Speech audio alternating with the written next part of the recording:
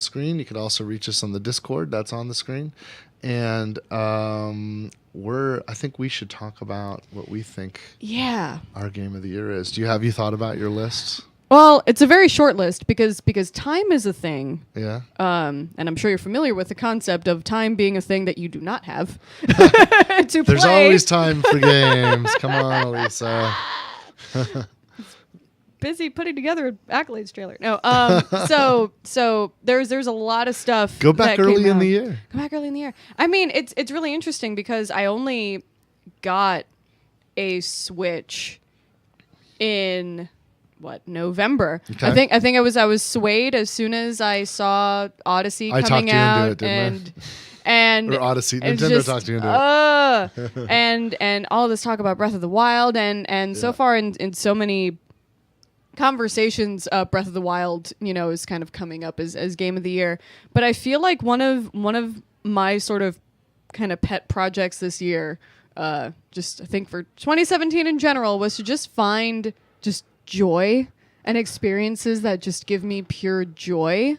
And I think Odyssey is the thing that That's does awesome. it the most for me. And there's one particular moment in Odyssey in New Donk City that just sort of encapsulated that whole feeling of just I felt playing that game the way that I felt when I picked up Super Mario Galaxy and experiencing this whole new way of experiencing Mario. And then that brought me back to even the first time I played Super Mario World Wow, and seeing, that kind of colorful space and all the different things you could do in there.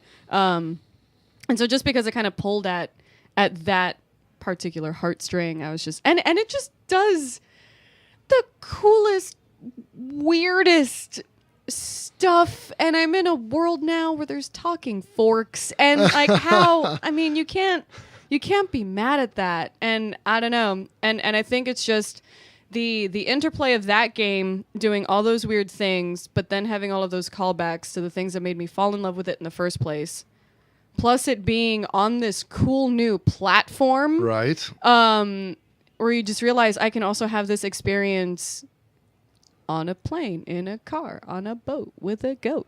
Like I can take this with me wherever. I think just all of that put together, I think puts Odyssey right up there for me. I'll tell you what, the Switch is a joy in that regard. It's really fun to be able to instantly go from a home console experience to a portable experience. And I think if you were to log all of my playtime on all different games, Switch probably has the most hours. Wow.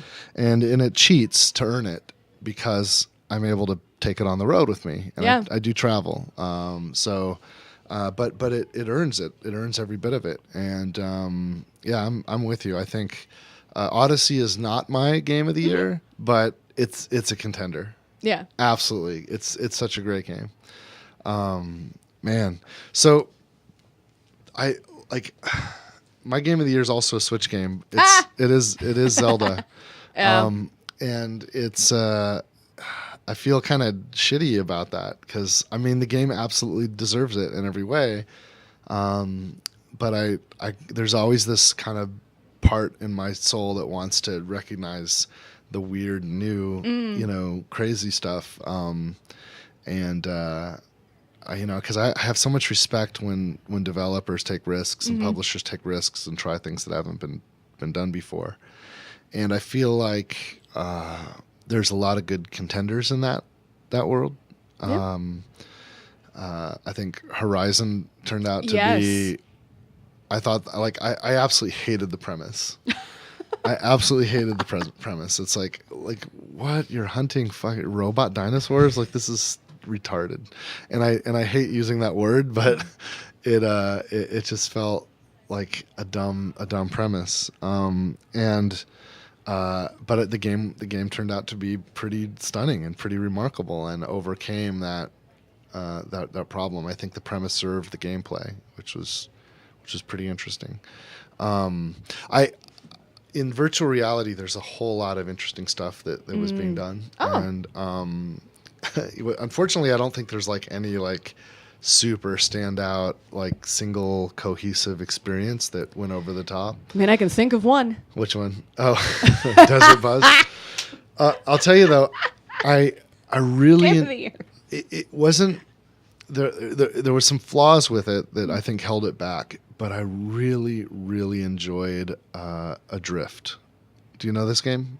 I feel like I've heard of it, but enlighten. So you're on a space station. The game begins and you're coming to from being knocked unconscious, and the space station you're on has just been torn apart by something, and you're like floating in space, and you're almost your visor's cracked and you're out of oxygen, and you have to, and it's virtual reality, right? So you feel it immediately, and it's all 0G, and you get oxygen, and you got to kind of figure out how to make it, and you go through this whole space station simultaneously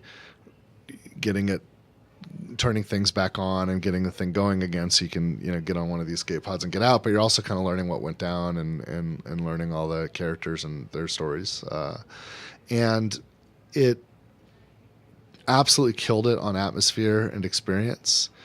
And I think that if the storytelling was a little more structured, and if the things you got to do were a little more exciting and interesting, this would have been like one of the most incredible experiences ever made.